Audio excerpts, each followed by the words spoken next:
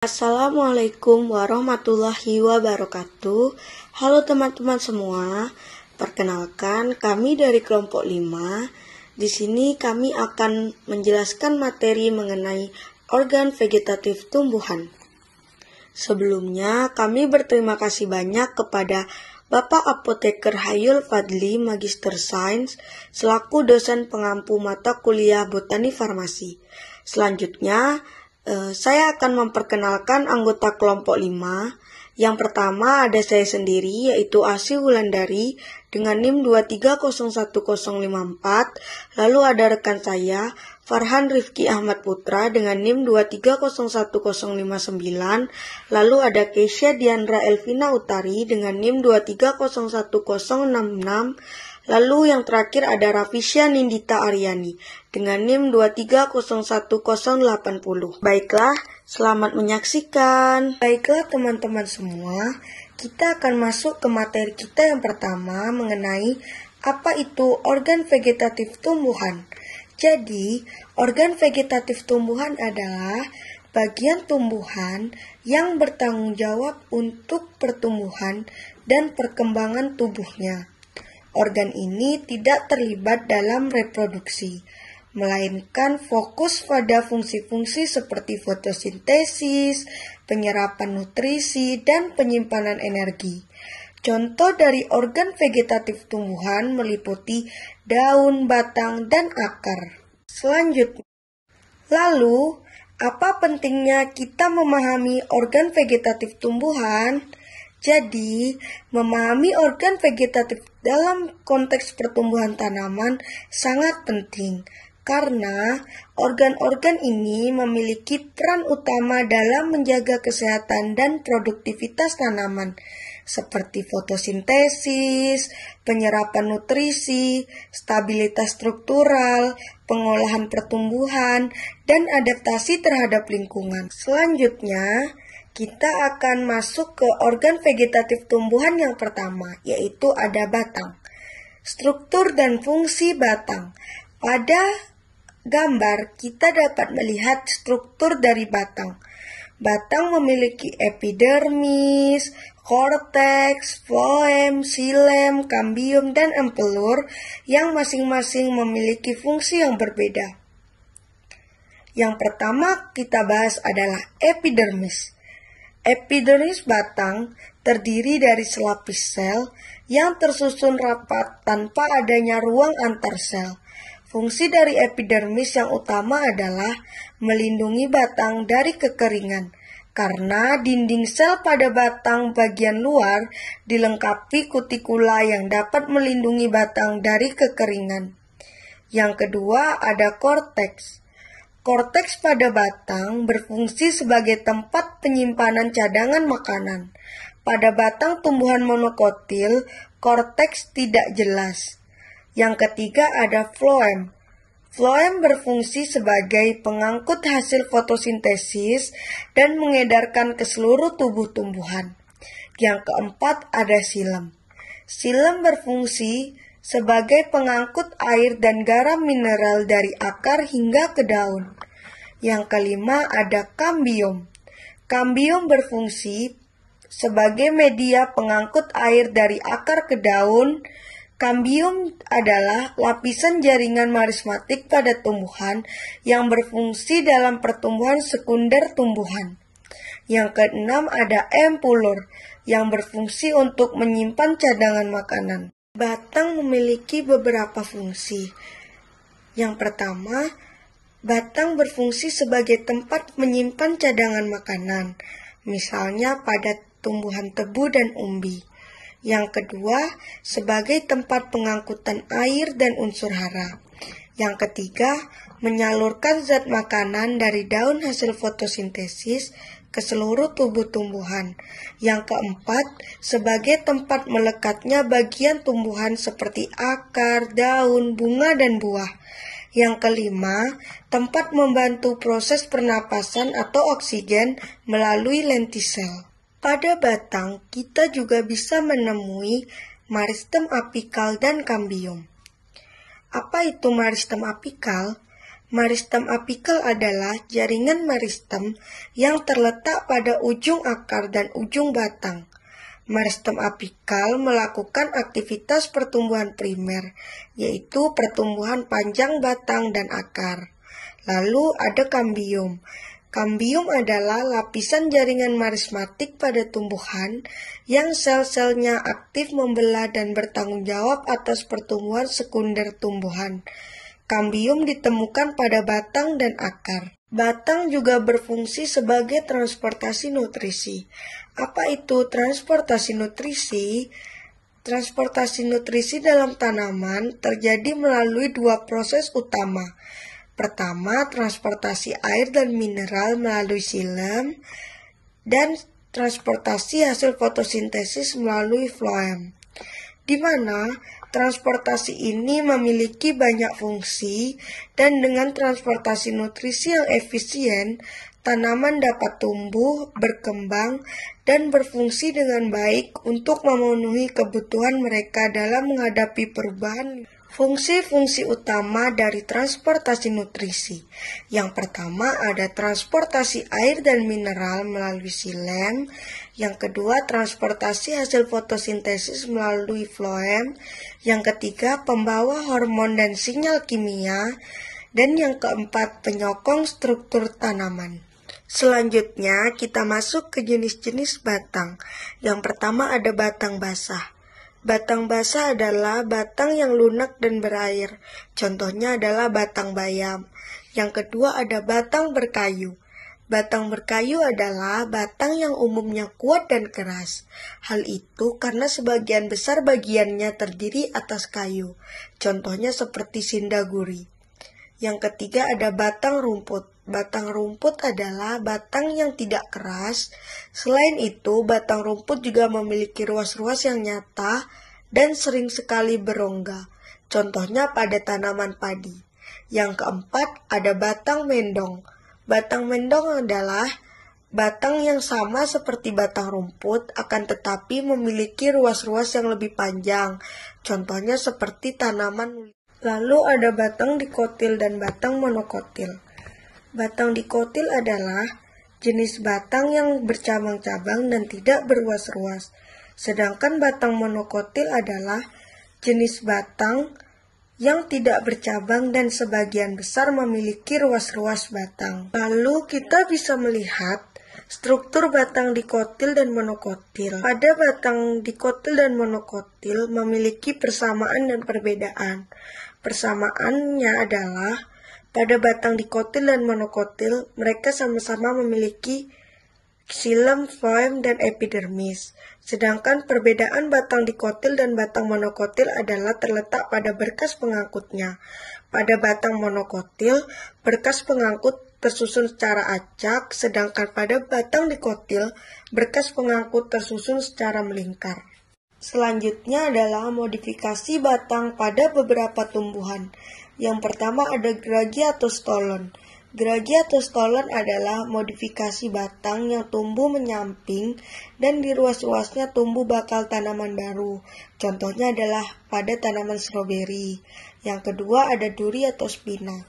Duri atau spina adalah tonjolan pada jaringan epidermis batang yang terbentuk oleh jaringan stele di bawah korteks yang fungsinya untuk melindungi bagian tumbuhan agar tidak dimakan atau dirusak oleh hewan. Contohnya duri pada batang bunga kertas dan bunga mawar. Yang ketiga ada sulur atau cirrus. Sulur atau cirrus adalah bagian tumbuhan yang mirip menyerupai spiral dan membelit benda-benda yang disentuhnya. Contohnya pada tanaman markisa. Yang keempat ada bonggol. Bonggol adalah batang tanaman bawah tanah yang pendek, bengkak, berfungsi sebagai organ penyimpanan yang digunakan beberapa tumbuhan untuk bertahan hidup di kondisi tertentu seperti musim panas dan musim dingin. Contohnya pada bonggol pisang. Lalu yang kelima ada kuncup.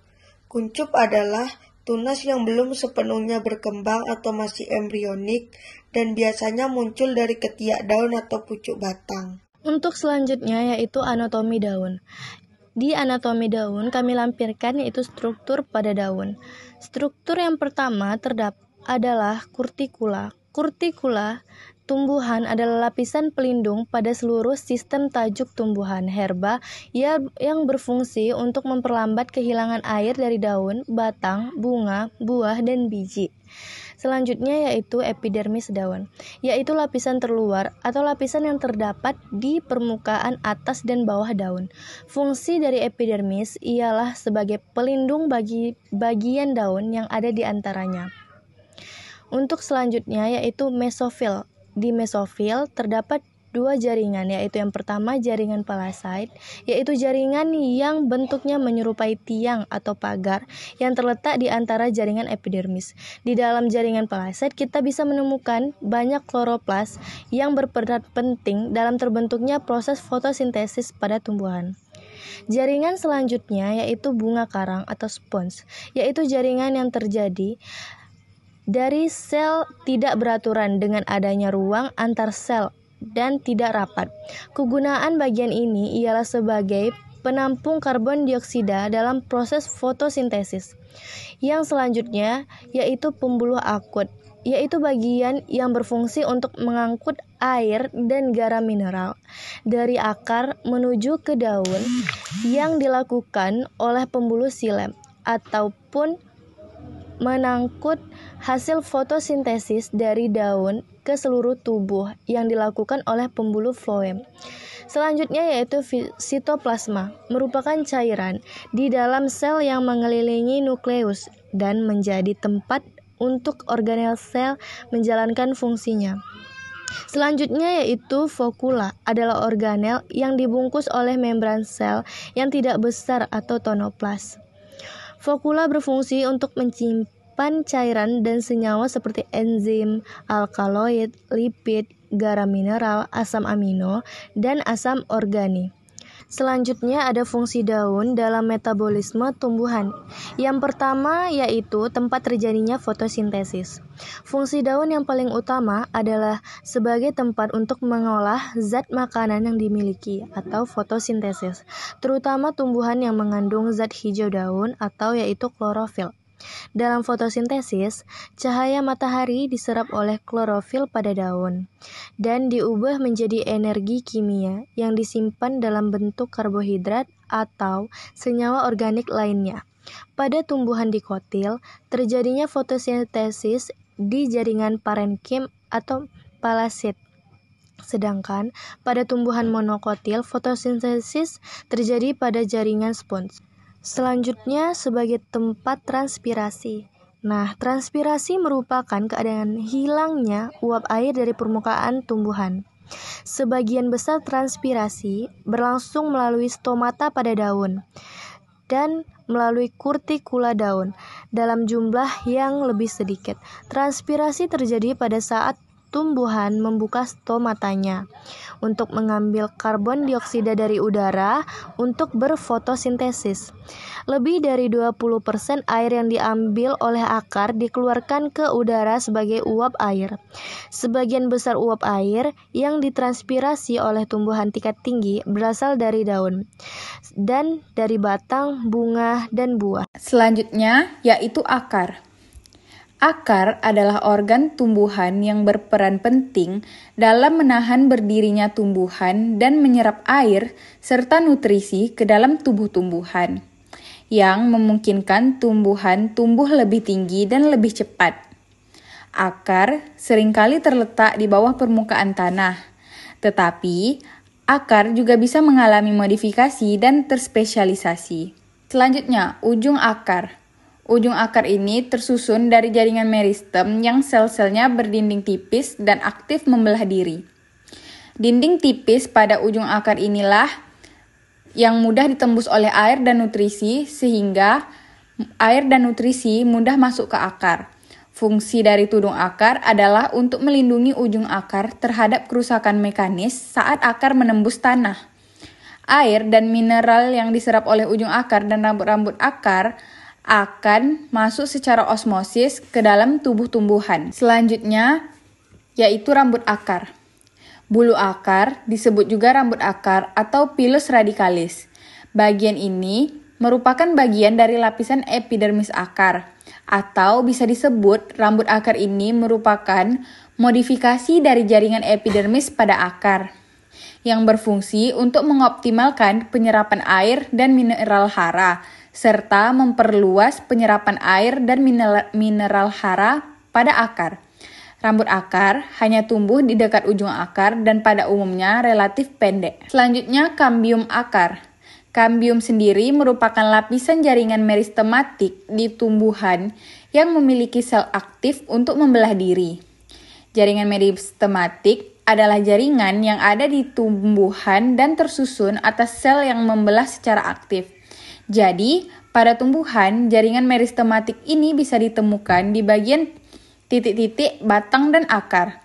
Letak kambium yang berada di daerah luar dari akar batang, dan fungsi kambium adalah salah satu media yang digunakan untuk mengangkut air dari bagian akar ke daun. Selanjutnya yaitu struktur anatomi pada akar. Pada bagian terluar terdapat epidermis. Di bagian dalam terdapat korteks dan endodermis. Pada korteks, susunan selnya tidak rapat sehingga terjadi pertukaran gas di dalamnya. Selanjutnya yaitu perisikel. Sel-sel perisikel ini akan membentuk cabang akar. Dan terdapat empulur di bagian dalam. Selanjutnya terdapat xilem dan floem sebagai berkas pengangkut. Selanjutnya yaitu fungsi akar dalam penyerapan air dan nutrisi.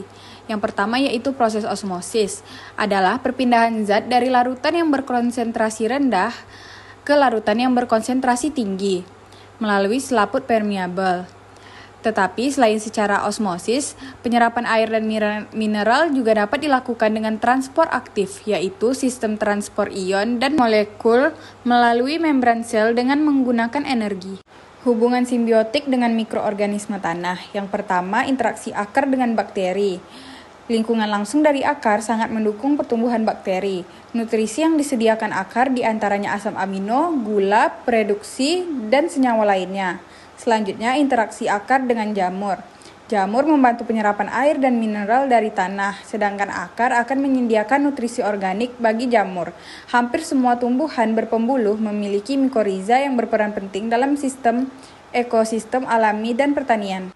Terdapat 3 jenis reproduksi vegetatif. Yang pertama yaitu tunas, yang terdiri dari bakal batang dan bakal daun. Contoh tumbuhan yang berkembang biak melalui tunas yaitu pohon pisang. Selanjutnya ada umbi. Umbi terdiri dari 3. Yang pertama, umbi batang, umbi lapis, dan umbi akar.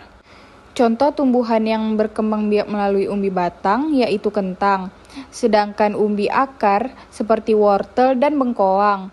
Untuk umbi lapis itu seperti bawang-bawangan, seperti bawang putih, bawang merah, dan bawang bombay. Selanjutnya, peran organ vegetatif dalam kehidupan sehari-hari.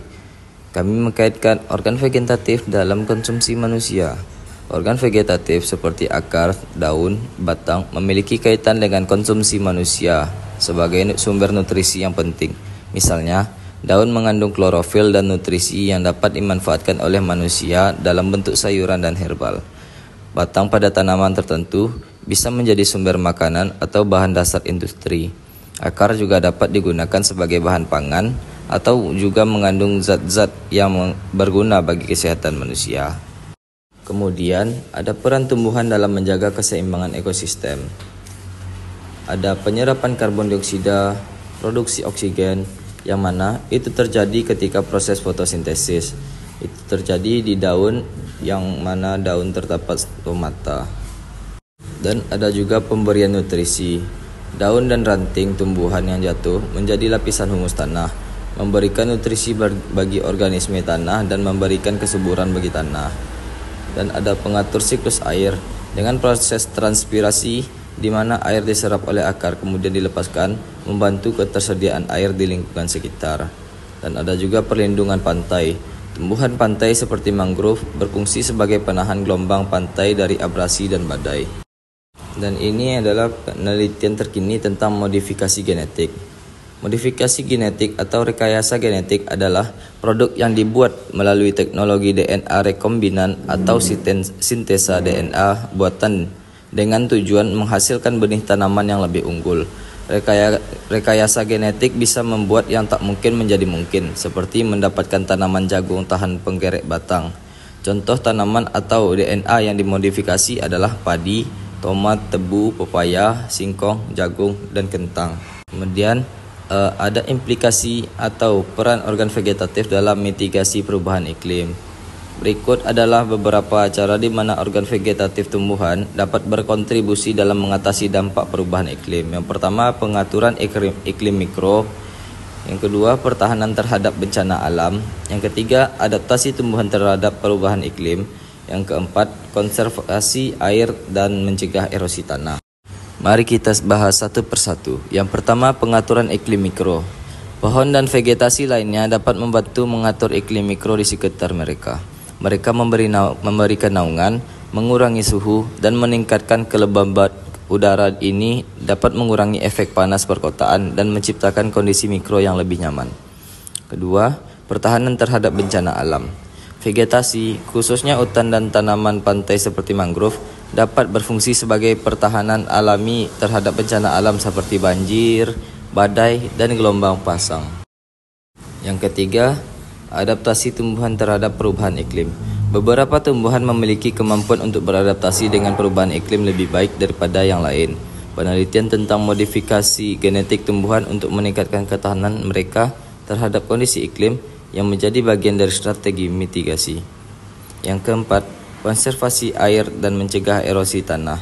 Akar tumbuhan membantu mengikat tanah dan mencegah erosi, mengurangi risiko banjir dan merawat air tanah.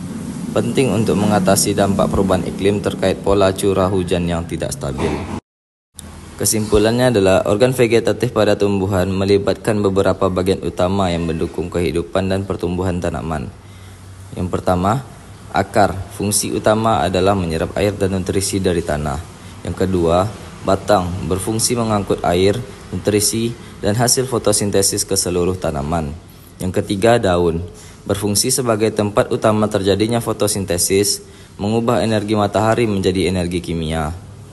Pemahaman mendalam tentang organ vegetatif ini penting untuk mengoptimalkan pertumbuhan tanaman, menjaga keseimbangan ekosistem, dan mendukung keberlanjutan lingkungan. Organ vegetatif juga berperan penting dalam pelestarian dan pemahaman untuk keberlanjutan ekosistem, karena organ ini berperan dalam proses fotosintesis, penyimpanan karbon, dan menjaga keseimbangan ekologi. Selain itu, organ vegetatif seperti akar dan rizosfer juga mendukung kesehatan tanah dan siklus nutrisi, mempengaruhi kualitas air, serta memberikan habitat bagi berbagai makhluk hidup.